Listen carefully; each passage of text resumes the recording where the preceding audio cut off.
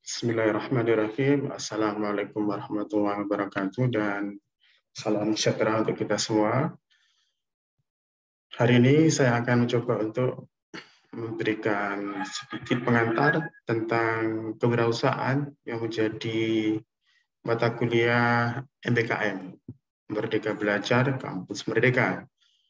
Yang sebelumnya saya memberikan pengantar tentang proyek di desa. Nah, hari ini saya melanjutkan untuk tema yang kedua, yakni kewirausahaan.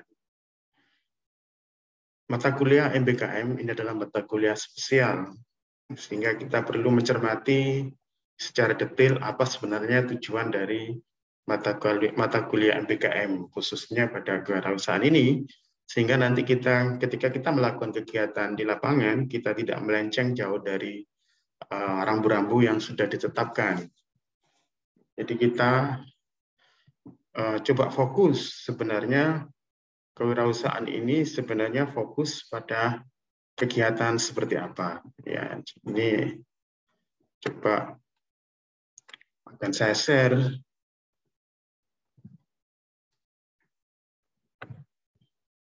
materi tentang kewirausahaan.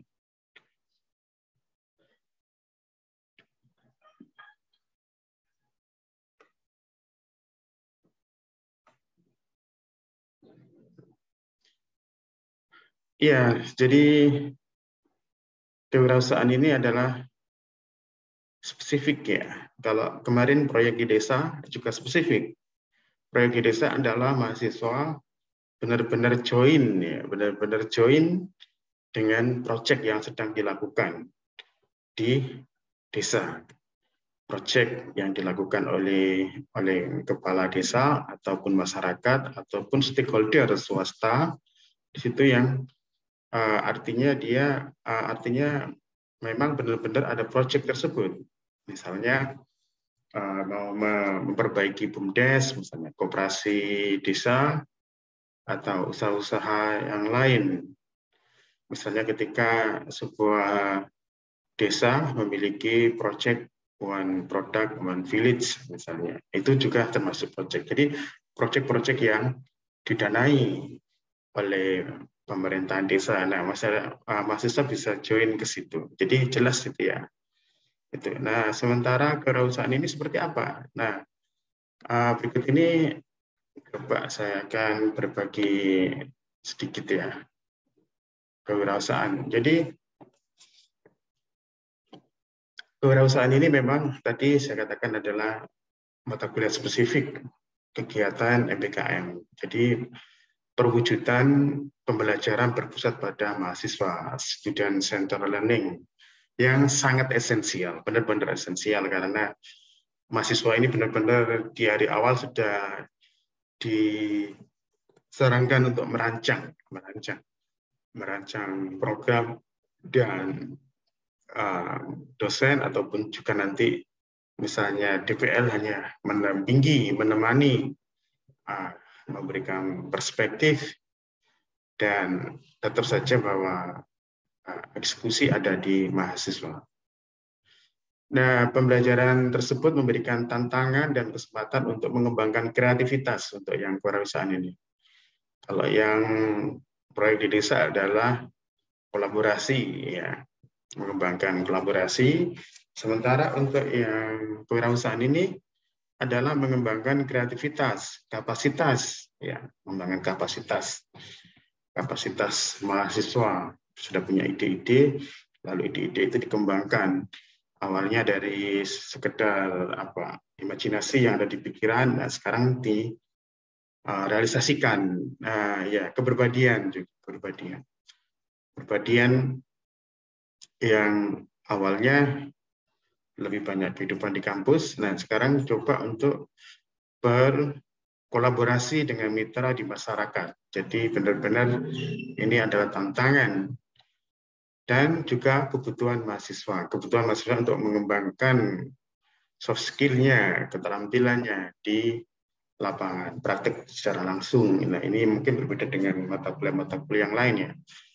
Nah, selain itu, mahasiswa juga mengembangkan kemandirian dalam mencari dan menemukan pengetahuan melalui dinamika di lapangan.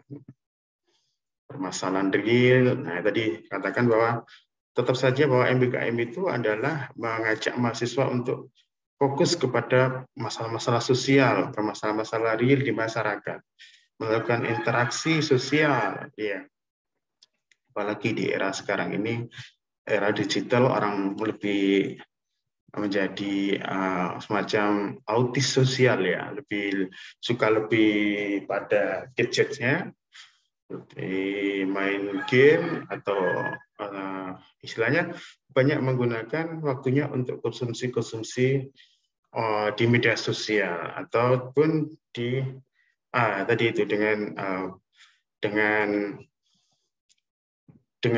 kepentingan-kepentingan individual. Sekarang coba untuk diajak untuk kolaborasi dengan mitra, dengan stakeholder, dan memanajemen diri. Ya, juga tadi mengembangkan etika profesi. Masing-masing prodi sudah punya etika profesinya, nah sekarang lagi ditantang untuk diaplikasikan di masyarakat. Tuntutan kerja, target, dan pencapaian. Ini jadi benar-benar wirausaha ini mahasiswa punya planning, punya semacam ide-ide besar, lalu ide-ide besar itu diterapkan dan nanti ada targetnya. Targetnya adalah penjualan misalnya. Nah, jadi ini adalah kewirausahaan. Nah, dalam buku panduan Merdeka Belajar Kampus Merdeka 2020 menuliskan deskripsi memang berdasarkan Global Entrepreneurship Index. Itu pada tahun 2018 Indonesia hanya memiliki skor 21% wirausahawan dari berbagai bidang pekerjaan. Jadi atau peringkat 94 ya dari 137 negara yang disurvei. Sementara menurut riset dari IDN Research Institute tahun 2019 ini 69,1% milenial di Indonesia itu memiliki minat untuk berwirausaha. Bayangkan ini kan perbandingan terbalik ya. Sebenarnya generasi-generasi muda, generasi-generasi emas ini sebenarnya punya minat untuk berwirausaha, tapi dalam praktiknya hanya 21% itu yang menjadi wirausahawan. Nah, ini data yang sangat timpang. Jadi sayang ya, potensi wirausaha bagi generasi milenial tersebut belum dapat dikelola dengan baik selama ini. Mungkin karena pendidikan lebih fokus pada teori, pada pengetahuan yang abstrak, pada berkutat di kampus misalnya. Nah, ini kesempatan emas bagi mahasiswa untuk menjadi generasi wirausaha. Nah, jadi ini benar-benar bahwa mata kuliah kewirausahaan, mata kuliah MBKM ini adalah mendorong pengembangan minat wirausaha mahasiswa dengan program kegiatan belajar yang sesuai. Nah, tujuan program kegiatan wirausaha pertama memberikan mahasiswa yang memiliki minat berwirausaha untuk mengembangkan usahanya lebih dini dan terbimbing. Nah, ini kan masih kuliah, sekarang coba untuk berusaha, memiliki usaha, dan dibimbing lagi oleh dosen-dosen yang mumpuni, oleh DPL. Nah, ini adalah banyak semacam pikiran dari kelompok mahasiswa sendiri, dari DPL, dari dosen-dosen, 6 dosen misalnya. Nah, ini adalah luar biasa, energi pengetahuan yang luar biasa. Kedua, menangani permasalahan pengangguran yang menghasilkan pengangguran intelektual di kalangan sarjana. Jadi sebenarnya kewirausahaan ini punya tujuan khusus ya, mengurangi pengangguran di pengangguran intelektual katanya itu ya. Jadi orientasinya adalah setelah mahasiswa itu lulus, itu bukan kemana-mana membawa map lamaran kerja itu tidak ya, tapi melanjutkan tadi ya, melanjutkan melanjutkan usaha yang telah dirintis itu atau mengkloning usahanya di tempat lain. Jadi intinya benar-benar menjadi sarjana yang mandiri ya, sarjana yang mandiri, tidak kemana-mana bawa lamaran pekerjaan, tapi sudah menjadi mahasiswa yang punya penghasilan kan gitu ya, atau sarjana yang memiliki penghasilan. Kegiatan kewirausahaan bahasa ini dinilai memiliki istilahnya dinilai berhasil ya. Kewirausahaan itu dinilai berhasil jika memiliki rencana bisnis dan target jangka panjang dan jangka pendek. Jangka panjang pendeknya seperti apa, jangka panjangnya seperti apa. Mereka juga berhasil mencapai target penjualan sesuai dengan target rencana bisnis yang ditetapkan di awal. Bertumbuhnya SDM di unit usaha sesuai dengan rencana bisnis. Jadi sebenarnya kewirausahaan ini benar-benar ya memang merancang mahasiswa ini menjadi pengusaha sehingga dia punya target jangka pendek, jangka panjang, target penjualan dan juga pengembangan SDM ya. Nah, jadi ini luar biasa ini ya, ini luar biasa. Ini sangat berbeda dengan istilahnya KKN yang dulu cuma 3 SKS itu atau 4 SKS ya. Ini jadi targetnya belum sampai begitu real ya. Nah ini makanya perlu dipahami dari awal sebelum ke lapangan.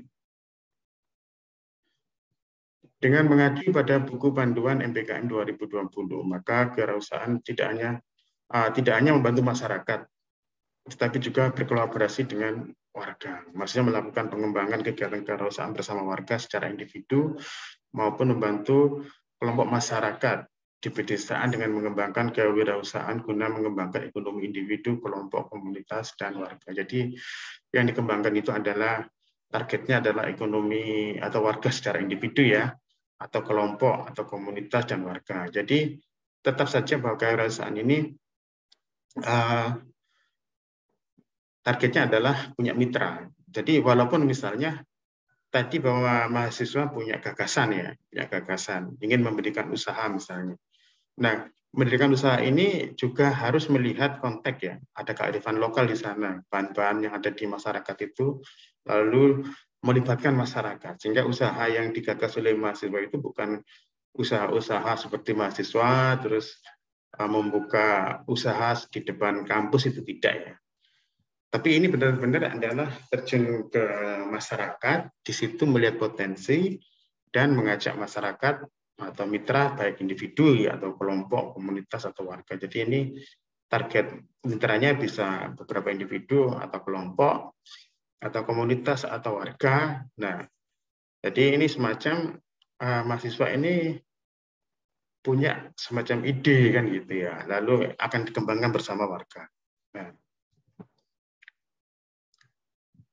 akan dikembangkan bersama warga. Ini mungkin agak berbeda dengan kewirausahaan sebelumnya, misalnya KKN yang 3 SKS itu misalnya mahasiswa ke lapangan lalu melihat potensi, misalnya di situ ada usaha, memang sudah ada usaha, dan baru mahasiswa itu melakukan perbaikan. Nah itu juga boleh, itu juga bisa. Jadi tetap saja misalnya gagasan bisa dari mahasiswa dan istilahnya gagasan yang masih awal ya, itu misalnya masih punya gagasan, melihat potensi lalu dia mengembangkan usaha. Atau misalnya masyarakat sudah punya usaha di situ, lalu mahasiswa ini tinggal memoles gitu ya, tinggal memoles, mengembangkan lebih lanjut, itu juga bisa. Oke, tetapi tetap saja bahwa dalam kewirausahaan ini mahasiswa itu yang menjadi menjadi wirausaha.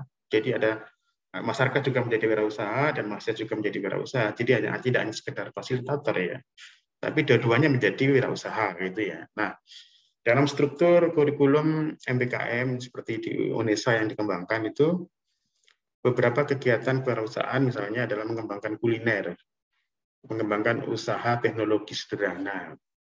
Mahasiswa juga bisa mengembangkan sistem pemasaran secara online, bidang usaha masyarakat desa, atau mahasiswa perkotaan atau kelompok disabilitas. Jadi misalnya ini juga luar biasa kalau misalnya mahasiswa menggandeng kelompok-kelompok disabilitas itu. atau marginal perkotaan, anak jalanan, atau jadi kalau kebetulan memang lokasinya itu ada di kota itu ya, misalnya di kota Surabaya atau Sidoarjo misalnya, itu coba lihatlah misalnya masyarakat marginal di situ, bisa masyarakat marginal secara ekonomi, secara sosial, ataupun disabilitas. Jadi itu mungkin menarik ya, misalnya mungkin dengan pemasaran online, dengan apa ya, dengan sentuhan mahasiswa ini benar-benar yang marginal tadi, yang tidak awalnya tidak punya usaha menjadi punya usaha.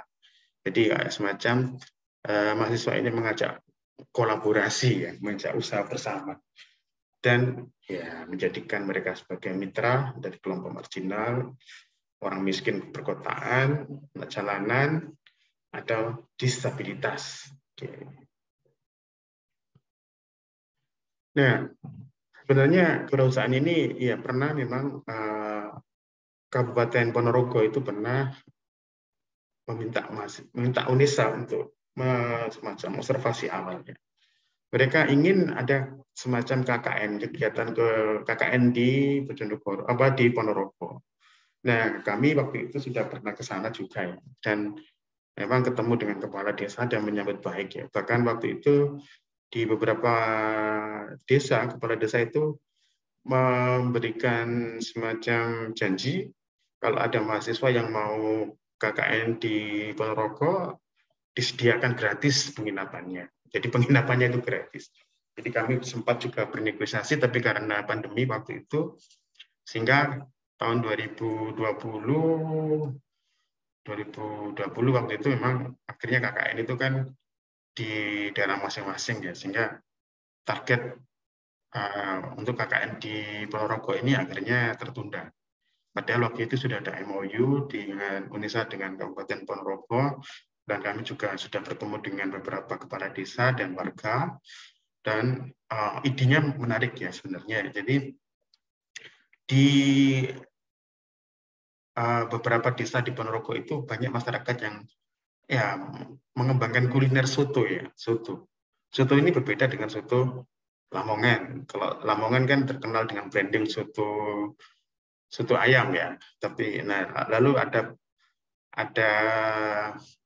soto daging yang dari Madura. Jadi ini adalah branding yang luar biasa ya. Jadi kalau kita dalam benak soto Madura daging kan gitu. Lalu soto ayam Lamongan kan gitu. Nah, ini Ponorogo ini ingin dikenal juga tidak hanya sebagai kota pecel ya. Kalau memang dari pecel luar biasa Ponorogo ini. Kuliner yang sangat menarik ya. Kalau saya ke Ponorogo, di situ yang paling teringat itu ya pecelnya ini dengan menu yang luar biasa ya. Menu empal, menu ayam, ya, sangat variasi, lele. Ya, jadi kalau ke Ponorogo itu kalau nggak makan pecel, Ponorogo itu kurang sah gitu ya. Nah, di masyarakat itu ingin sebenarnya mengembangkan kuliner soto ini, dan memang sotonya punya khas ya, ada kekhasan di soto Ponorogo itu yang tidak kalah jauh dari Lamongan dan Madura. Jadi bisa bersaing sebenarnya, sehingga nanti image sebenarnya masyarakat Ponorogo bisa membuka warung soto Ponorogo di berbagai tempat di Indonesia. Jadi sudah ada terkenal tidak hanya sekedar pecel Ponorogo, tapi juga soto Ponorogo. Nah, beberapa desa juga waktu itu punya ide ya, semacam di sana ada sayur ya, sayur kenikir kalau salah ya, sayur kenikir gitu ya. Dan sangat luar biasa produknya itu kenikir ini. Nah, waktu itu iya karena masih penjajakan itu kami dengan kepala desa dan juga Karang Taruna ya, dan Karang Tarunanya luar biasa menyambut waktu itu ya. Itu istilahnya berangan-angan, karena ini belum uji laboratorium. Bagaimana kalau kenikir ini dipoles ya, tidak hanya sekedar untuk sayur ya, untuk pecel itu ya, tapi bisa nggak misalnya kenikir ini untuk produk lain gitu ya, atau mungkin misal disuling jadi minyak atau apa gitu ya. Nah, waktu itu ya kami baru menangkap ide-ide itu, sehingga karena belum tidak lanjut, mungkin nanti akan kalau misalnya jadikan kenikir ini dijadikan produk lain diolah ya perlu riset ya, riset mau jadi apa ini, apakah bisa jadi minyak atau jadi apa seperti itu. Jadi istilahnya masyarakat Ponorogo ini sudah punya pikiran bagaimana membranding sotonya, bagaimana meningkatkan value dari sebuah produk pertanian. Nah, ini gagasan-gagasan yang luar biasa dengan kepala desa yang visioner, dengan orang-orang taruna yang luar biasa menarik waktu itu ya. Oke, baik. Nah, jadi pendampingan atau pemberdayaan di bidang ekonomi seperti peningkatan volume produksi usaha, edukasi ekonomi kreatif, pelatihan produksi produk kreatif, membangun jaringan distribusi berbasis komunitas online, mengelola hasil tani menjadi produk bernilai ekonomis, peluang investasi di luar pasar modal, dan untuk pekerja formal dan non-formal, pemasaran online melalui marketplace, media sosial, dan ya menggunakan platform digital untuk bisnis dan keuangan, pengelolaan keuangan rumah tangga dan daya keluarga. Jadi ini adalah ruang lingkup dari kewirausahaan itu. Misalnya kalau sudah ada usaha di situ, misalnya bagaimana mengajak warga-warga mitra-mitra itu ke pemasaran online, marketplace. Nah, ini adalah keahlian dari mahasiswa itu. Jadi sebenarnya menurut Edi Suryanto, pengertian kewirausahaan itu adalah usaha kreatif yang dilakukan berdasarkan inovasi untuk menghasilkan sesuatu yang baru. Tadi sudah dijelaskan, inovasi menghasilkan sesuatu yang baru, memiliki nilai tambah, memberikan manfaat, menciptakan lapangan kerja, dan hasilnya berguna bagi orang lain. Ini adalah mandat mulia dari kewirausahaan. Lalu dalam bukunya Kurnia Dewi yang berjudul Manajemen Kewirausahaan, dan ini ditulis dengan teman-temannya, kewirausahaan adalah sikap atau kemampuan untuk menciptakan hal-hal yang baru. Ya, jadi ini perlu pada sikap juga, kemampuan memiliki nilai serta manfaat untuk dirinya maupun orang lain. Tadi sekali terus bahwa kewirausahaan ini cocok ya, bahwa jadi untuk mahasiswa sendiri menjadi wirausaha, pengusaha, dan masyarakat mitra yang terlibat juga menjadi pengusaha. Jadi dua-duanya itu berjalan seiring gitu ya. Nah, ini juga banyak apa sih ciri-ciri orang yang disebut dengan entrepreneur itu ya. Entrepreneur. Nah, ini ada yang dari Paulus Winarto. Satu adalah berani mengambil resiko. Berani mengambil resiko. Yang bedanya antara pengusaha dengan petani ya. Kalau petani itu kan sulit mengambil risiko karena kita maklum ya, karena petani itu misalnya karena petani gurem, petani kecil atau buruh tani. Nah, petani gurem aja, petani kecil yang punya sawah sedikit itu ya, itu seperti orang yang hidup di dalam kolam ya, seleher airnya itu. Nah, lalu ada gelombang sedikit. Nah, gelombang sedikit aja bisa menenggelamkan petani. Artinya petani itu kurang berani mengambil risiko karena khawatir, karena mereka adalah ekonomi subsisten ya. Ekonomi subsisten, sehingga kalau ingin mengambil risiko nanti bagaimana, siapa yang mau menanggung risikonya kan, itu seperti itu. Nah, kalau wirausaha itu beda ya, karena berani berbeda gitu ya, walaupun dalam kondisi yang tidak pasti ya dan penuh risiko. Tidak semua risiko diambil sebenarnya, melainkan hanya risiko yang telah diperhitungkan secara cermat. Jadi bukan terus entrepreneur itu bukan terus nekat gitu, tidak. Ada kalkulasi di situ. Ini kalaupun toh nanti jatuh seperti apa. Kalaupun toh nanti kerugian ya tidak rugi amat gitu ya istilahnya. Masih sepadan. Ya menyukai tantangan. Tadi kenapa petani itu jangan disalahkan ya, karena mereka hidup seperti orang yang hidup di kolam itu dengan air seleher, sehingga sedikit gelombang itu sudah bisa menenggelamkan. Nah, sehingga mereka takut misalnya kalau disuruh, biasanya mereka tanam padi, untuk musim ini disuruh tanam cabai itu ya, mereka takut ya, karena tantangan menanam cabai itu takut karena nanti jangan-jangan hujan, nah gitu, lalu bisa membuat pohon cabainya itu rusak kan gitu. Jangan-jangan waktu panen cabai itu bersamaan sehingga harta cabai itu jatuh. Nah ini Ini ketakutan-ketakutan. Nah, kalau yang entrepreneur ini agak berbeda ya, menyukai tantangan. Ya, suka dengan perubahan, dengan motivasi kemajuan, bukan menyudutkan nyali ya. Jadi walaupun tantangan-tantangan itu tidak menyudutkan nyali ya, bonek lah. Bonek tapi terukur kan gitu ya. Ada kalkulasi yang cermat gitu. Punya daya tahan yang tinggi. Seorang entrepreneur harus punya banyak akal ya, tapi bukan akal-akalan ya. Jadi dan tidak mudah putus asa. Itu punya visi jauh ke depan. Segala yang dilakukan punya tujuan jangka panjang meskipun dimulai dengan langkah-langkah amat kecil. Ia punya target untuk jangka waktu tertentu. Usahanya bukan letup-letupan sesaat dan bukan pula karena lata. Jadi banyak sebenarnya masyarakat kita ini yang usahanya lata gitu ya. Satu buka misalnya warung kopi itu, nanti dalam waktu sekitar 1 tahun itu awalnya cuma ada 1, bisa jadi 10 dalam lokasi yang sama. Dan itu akhirnya membuat persaingan yang tidak sehat. Nah, seperti itu. Jadi ini punya visi jauh ke depan, sehingga mungkin orang belum memikirkan di situ, nah dia sudah memikirkan baik jangka pendek maupun jangka panjang, sehingga dia punya semacam orientasi ke depannya. Jadi sehingga nanti tidak ada persaingan sedikit itu sudah tidak menyudutkan nyali, tidak, tapi tetap dia optimis, punya semangat gitu ya. Selalu berusaha menjanjikan yang terbaik ya. Jadi entrepreneur itu mengerahkan semua potensi yang dimiliki. Jika hal itu dirasa kurang, ya akan merekrut orang-orang yang lebih kompeten agar dapat memberikan yang terbaik. Ya, jadi selalu memberikan terbaik. Jadi ketika nanti sebenarnya kewirausahaan MBKM ini luar biasa. Jadi mahasiswa dari perguruan tinggi, ya punya ilmu yang gitu, bertemu dengan masyarakat gitu, punya pengalaman hidup dalam kultur masyarakatnya itu dan mengerti potensi. Jadi mahasiswa itu punya ilmu, lalu masyarakat itu mengerti potensinya apa di sini. Potensinya seperti apa. Sehingga, ditambah lagi, karena ini adalah kewirausahaan itu, adalah MBKM ini adalah tidak hanya sekedar tugas dari kampus, tapi MBKM itu adalah tugas semuanya. Perusahaan, pebisnis, itu juga dikenai dengan MBKM.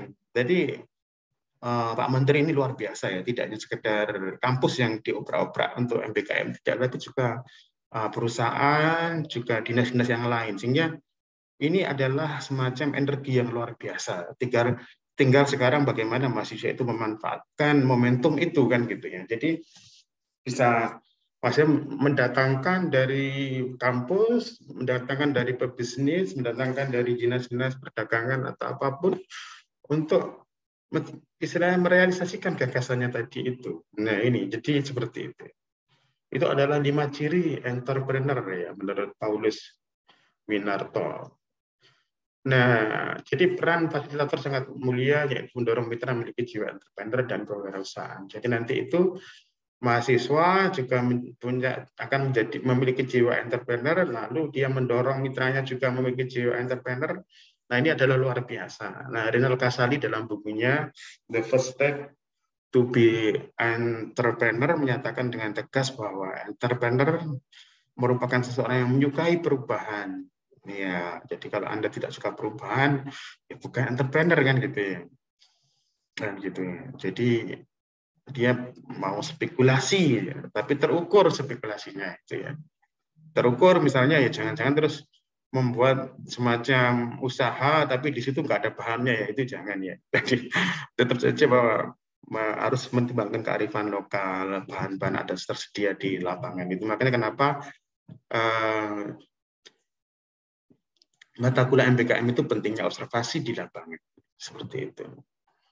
Termasuk proyek di desa juga ada observasi proyek apa yang dikembangkan di desa tersebut. Menciptakan nilai tambah misalnya, ya jadi memberikan manfaat bagi dirinya dan orang lain, tetap pada dirinya dan orang lain. Karyanya dibangun berkelanjutan, jangka panjang, jangka pendek, di lembaga agar dapat bekerja efektif dengan di tangan. Jadi seperti itu ya, nilai tambah. Tadi misalnya kalau Anda misalnya ditempatkan di Bawean misalnya, atau kebetulan Anda punya tinggal di Bawean atau melakukan kegiatan MBKM di Bawean, itu ada gula aren yang luar biasa. Bola itu kalau kemarin kalau tidak beli gula aren itu kayaknya kurang ya. Dan itu sangat bagus gula aren ini. Nah, tapi gula aren ini masih dibungkus dengan daun pisang gitu ya. Jadi sempat tim Unesa ke Bawean dan di situ bertemu dengan Pak Camat, Pak Kepala Desa dan juga ketemu dengan wartawan waktu itu. Ya ini masih memikirkan bagaimana gula aren ini bisa dipoles gitu ya, dinilai tambah. Nanti mungkin bisa bentuknya mungkin ini masih tunggal bentuknya ya, bentuknya tunggal itu dalam arti memang ada ukurannya yang besar ada yang kecil tapi tetap dibungkus dengan plastik gitu ya, dengan plastik dengan daun. Nah, tapi dengan daun ini penting ciri khas dari Bawean jangan dihilangkan ya bungkusan. Tapi mungkin bisa ukurannya misalnya atau kemasannya mungkin lebih bagus lagi ya. Tapi daunnya jangan dihilangkan. Nah itu juga penting. Seperti itu ya misalnya. Jadi memberi nilai tambah. Misalnya kalau di Tuban Lamongan itu kan toa gitu atau legen ya. Nah legen ini bagaimana diolah lebih lanjut gitu ya. Diberi nilai lebih. Atau misalnya kebetulan di Lamongan itu ada wingko. Nah, wingko ini bagaimana diberi nilai lebih kan gitu. Jadi artinya menciptakan nilai tambah seperti itu ya. Sehingga nanti bermanfaat bagi mahasiswa dan juga mitra. Nah, ini juga termasuk dari Puji Hastuti tetap memberikan ciri-ciri lagi biar nanti lebih pas ya. Jadi memiliki keberanian dan daya gerasi yang tinggi tadi sudah benar ya, memiliki keberanian dan daya gerasi yang tinggi. Jadi ini adalah menempatkan Mas menjadi bisnis sukses adalah seorang yang memiliki keberanian yang tinggi dan bergerasi. Jadi kalau teman-teman ini tidak memiliki keberanian dan gerasi, mungkin pilih tema yang lain ya, jangan kewirausahaan ya, karena bagaimana Anda sendiri ini akan juga harus punya keberanian nanti sebelum membangkitkan keberanian masyarakat, karena masyarakat itu banyak memiliki mental block ya, mental block itu ya, fatalistik jadi. Nah, kalau Anda sendiri fatalistik, memiliki belum keluar dari mental block itu, maka iya nanti eman-eman gitu ya energinya. Memiliki semangat yang tinggi dan kemauan yang keras dan banting di lapangan. Jadi tidak datang ke desa lalu tidur gitu atau main gadget aja. Ini tidak. Jadi sangat disayangkan misalnya nanti ke lokasi misalnya ya terus waktunya banyak digunakan di kamar. Nah, ini banyak komplain itu. Ini pindah tidur atau apa ini ke kuliah gitu ya. Ya. Tapi saya kira opini masyarakat tentang KKN Unesa itu belakangan sangat bagus mulai tahun 2018-19 gitu ya. Ya, punya kemauan keras dan ya, mudah bergaul dengan masyarakat. Itu adalah kearifan lokal kita. Jadi memiliki semangat yang keras. Memiliki daya analisa yang baik ya, memiliki daya analisa terhadap apa yang sedang dikerjakan. Menghitung laba, rugi, persaingan, nilai jual barang, jasa, kemampuan menganalisis pasar. Jadi ini harus diperhitungkan ini ya. Jadi karena ini adalah ada persaingan, bagaimana tetap ada analisis pasar sehingga apa yang digagas ini tidak akan jatuh kan gitu ya. Berjiwa kepemimpin dan tidak konsumtif ya. Jangan konsumtif ya karena apa? Habis itu ya. Tapi banyak pengusaha-pengusaha yang jatuh itu karena sebenarnya sifatnya sendiri ya. Konsumtif kan gitu ya. Sehingga ya akhirnya ya rugi kan gitu. Ya. Baik. Membuat keputusan dan melaksanakannya. Jadi nanti kalau sudah dirancang dengan tim lalu dengan mitra ya dilaksanakan ya, jangan apa ya, jangan tidak dilaksanakan karena itu adalah nanti akan membangun trust ya. Trust. Jadi jangan jalan sendiri, harus jalan kolektif, kolaborasi kan gitu. Selalu mempertimbangkan kesepakatan dan keputusan tim ya. Memiliki pengabdian yang besar terhadap usahanya. Jadi ya harus mencintai usahanya ya. Makanya jangan berusaha yang tidak disukai ya. Bagaimana Anda bisa mengabdi kan kalau Anda tidak suka sendiri kan. Jadi mengabdikan pada diri pekerjaannya. Jadi punya passion di situ ya. Ya passion di situ. Kalau memang usaha di di makanan ya makanan kuliner. Kalau emang nggak suka kuliner, ya mungkin kerajinan ya. Jadi ini harus pilihan ya, tidak boleh dipaksakan kan gitu ya. Makanya nanti perlu dirapatkan di tim itu seperti apa kan gitu ya. Oke, baik.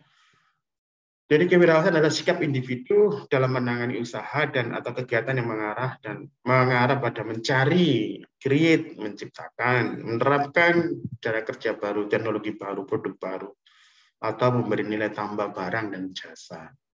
Kewirausahaan merupakan tulang punggung perekonomian suatu bangsa. Ya, meniru keberhasilan ekonomi Jepang, maka Indonesia itu membutuhkan 3 juta wirausahawan besar. Nah, 3 juta ini wirausahawan besar. Dan 30 juta wirausahawan kecil. Nah, ini perlu kita pupuk yang mulai dari mahasiswa ini. Jadi punya usaha sendiri, lalu berkolaborasi dengan masyarakat ya. Jadi mengajari masyarakat untuk berubah ke arah yang lebih baik. Wirausahaan memerlukan kemampuan menyampaikan kepentingan pribadi ya, dan menjembatani dengan kepentingan orang lain agar terjalin hubungan yang baik dan kesepakatan dalam menyesuaikan diri dengan lingkungannya. Wirausahawan yang baik adalah ketika dapat menciptakan kemakmuran bagi kelompok orang dan juga memberikan nilai positif bagi masyarakat. Tetap bahwa wirausahawan yang berhasil itu yang bisa menciptakan kemakmuran bagi kelompoknya sendiri dulu dan juga bagi masyarakat luas kan gitu ya. Untuk itu penguatan etika, moralitas dan pengembangan diri baik soft skill dan hard skill sangat diperlukan untuk pengembangan wirausaha. Jadi mumpung Anda ada DPL, mumpung nanti Anda ada dosen-dosen, nah mumpung Anda nanti artinya kalau sudah ditempatkan di lokasi itu adalah disetujui oleh muspika, oleh kepala desa. Nah itu Anda tinggal menggunakan semua itu untuk memikirkan bersama, karena ini adalah mandat mulia. Bagaimana mengembangkan diri Anda dan bagaimana mengembangkan mitra masyarakat. Itu mandat mulia. Jadi menurut Joseph Schumpeter itu ini dari ahli ekonomi tapi lebih ke arah sosiologi ekonomi ya, menyatakan wirausahawan adalah seorang inovator yang mengimplementasikan perubahan-perubahan di dalam pasar melalui kombinasi-kombinasi baru. Kombinasi baru tersebut bisa dalam bentuk memperkenalkan produk baru dengan kualitas baru tadi ya. Jadi mengenalkan produk dengan kualitas baru, memperkenalkan metode produksi baru. Sudah ada produksi di situ, dikenalkan produksi yang baru. Membuka pasar yang baru, memperoleh sumber pasokan baru dari bahan atau komponen baru, atau menjalankan organisasi baru pada suatu industri. Schumpeter mengkaitkan wirausaha dengan konsep inovasi yang diterapkan dalam konteks bisnis serta mengkaitkan dengan kombinasi sumber daya. Jadi tetap saja bahwa mata kuliah MBKM itu perlu observasi di lapangan, lalu membuat usaha itu tidak boleh keluar dari kearifan lokal.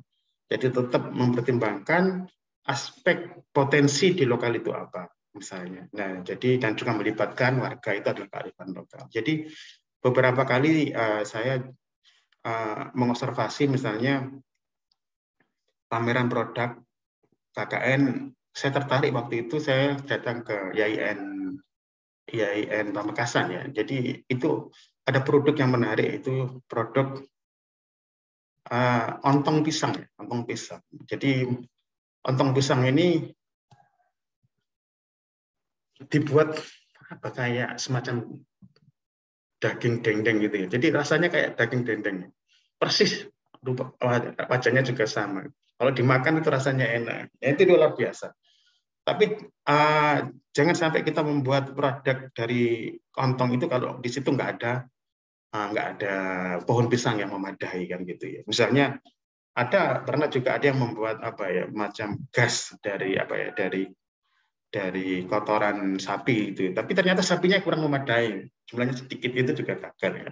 Jadi sekali lagi bahwa ontong tadi itu menarik kalau misalnya memang di sana itu memang banyak petani-petani pisang itu ya misalnya. Dan pernah juga saya di Nganjuk itu juga menarik ya, ada ibu-ibu itu ibu-ibu yang anaknya waktu itu juga kuliah dan melakukan KKN itu bercerita. Jadi kelompok anaknya ini membuat keripik ya dari bunganya ontong pisang, bunganya loh.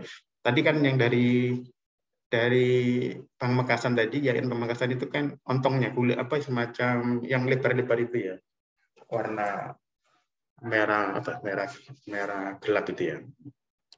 Nah, yang di Nganjuk ini mahasiswanya itu lebih pada bunganya itu yang warnanya kuning itu ya. Nah, itu dibuat keripik itu luar biasa. Itu banyak peminatnya.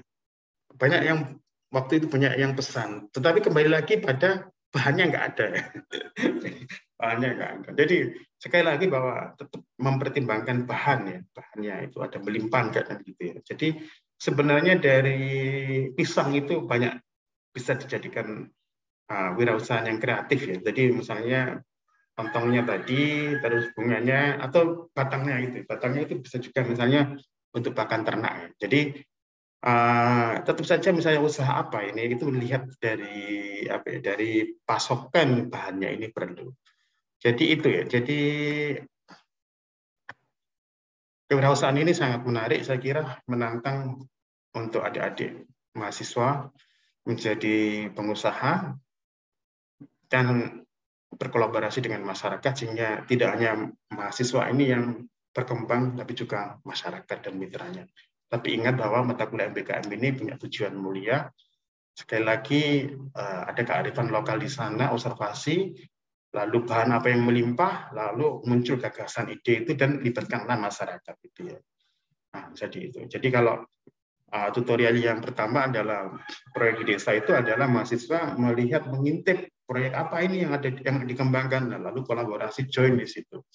Lalu kalau keberasaan ini tidak, mahasiswa punya ide-ide, lalu observasi di lapangan bahan apa yang melimpah, lalu punya gagasan tentang membuat semacam kewirausahaan dan itu ya kewirausahaan. Jadi seperti itu, semoga tutorial ini bermanfaat untuk kita semua dan akan kita sambung dengan tutorial tematik yang lain untuk melanjutkan. Demikian, selamat pagi. Assalamualaikum warahmatullahi wabarakatuh.